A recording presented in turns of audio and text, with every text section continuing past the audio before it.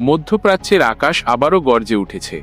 Iran যা দেখিয়েছে তা বিশ্বকে হতবাক করে দিয়েছে।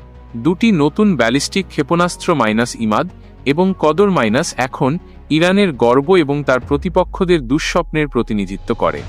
শনিবার ইরানের ইসলামিক বিপ্লবী গার্ড গর্বের সাথে এই দুটি ভয়ঙ্কর অস্ত্র প্রদর্শন করেছে। পুরো অনুষ্ঠানটি একটি গোপন ভূগর্ভস্থ স্থান থেকে সরাসরি সম্প্রচার করা হয়েছিল।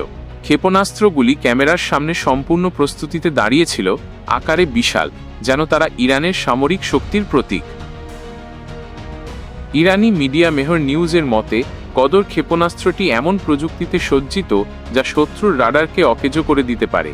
অন্য কথায়, একবার এটি উড়ে গেলে এটি ট্র্যাক করার কোনো উপায় নেই। অন্যদিকে ইমাদ তার পূর্বসূরির তুলনায় অনেক বেশি নির্ভুল এবং মারাত্মক। এর কম্পিউটার সিস্টেম পৃষ্ঠের নিচে লক্ষ্যবস্তু খুঁজে লক্ষ্যবস্তু করার জন্য সেন্সর ব্যবহার করে। ইরানের প্রতিরক্ষামন্ত্রী আয়াজ দিশি বলেছেন, আমাদের লক্ষ্য যুদ্ধ নয়, তবে যদি কেউ আক্রমণ করে আমরা প্রস্তুত। এই বিবৃতি দ্বারা এটি ইঙ্গিত দেয় যে ইরান প্রতিরক্ষার পাশাপাশি প্রতিশোধ নেওয়ার ক্ষমতা অর্জন করেছে।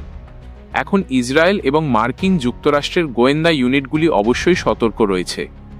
তারা জানে যে ইরান যে কোনো আক্রমণের জবাব দিতে সক্ষম।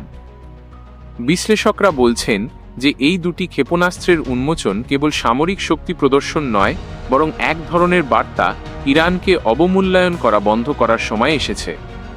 পরিস্থিতির আলোকে মধ্যপ্রাচ্যে একটি নতুন ভারসাম্য তৈরি হচ্ছে।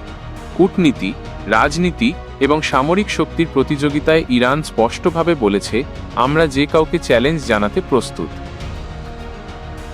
এদিকে ইসরায়েল ও যুক্তরাষ্ট্রের নিরাপত্তা সংস্থা ইতোমধ্যেই সতর্ক।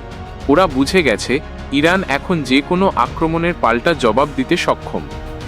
বিশ্লেষকদের মতে, এই দুই মিসাইলের উন্মোচন শুধু সামরিক শক্তির প্রদর্শনী নয়, বরং এটি এক ধরনের বার্তা যে ইরানকে আর ছোট করে দেখার সময় শেষ।